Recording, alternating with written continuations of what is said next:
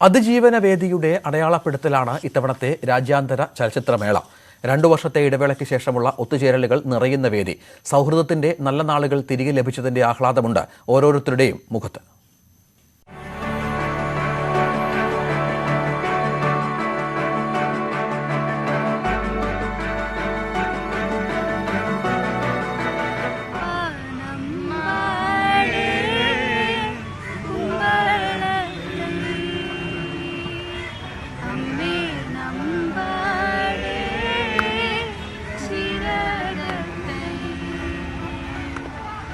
ദുരിതമൊഴിയുമെന്നും നല്ല നാളുകൾ വരുമെന്നും സ്വപ്നം കണ്ട 2 വർഷങ്ങൾ.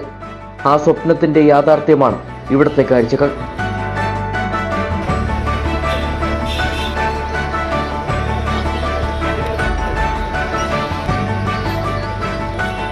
അഭ്രപാളികളിൽ മുഴുവൻ വിസ്മയങ്ങളാണ്.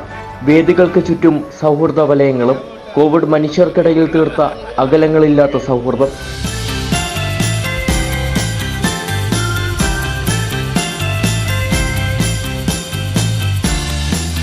നമ്മുടെ കേരളം ഇപ്പോൾ അതിജീവിച്ചുകൊണ്ടിരിക്കുകയാണല്ലോ. എല്ലാ തലത്തിലും കോവിഡ് ആയിക്കോട്ടെ, എല്ലാ തലത്തിലും അതിജീവിച്ചുകൊണ്ടിരിക്കുകയാണ്.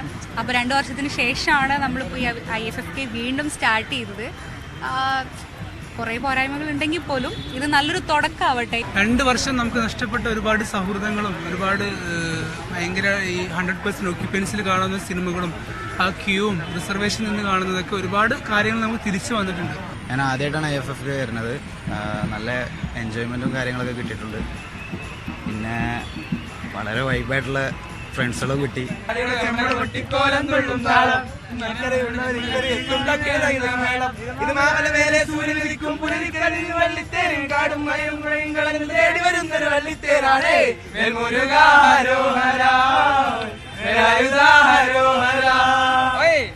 നീണ്ട ഇടവേളയിൽ മുറിഞ്ഞുപോയ പഴയ സൗഹൃദങ്ങളെ പുതുക്കിയും പുതിയ സൗഹൃദങ്ങൾക്ക് തുടക്കം കുറിച്ചുമാണ് ഈ മേളക്കാലം കടന്നു പോകുന്നത്.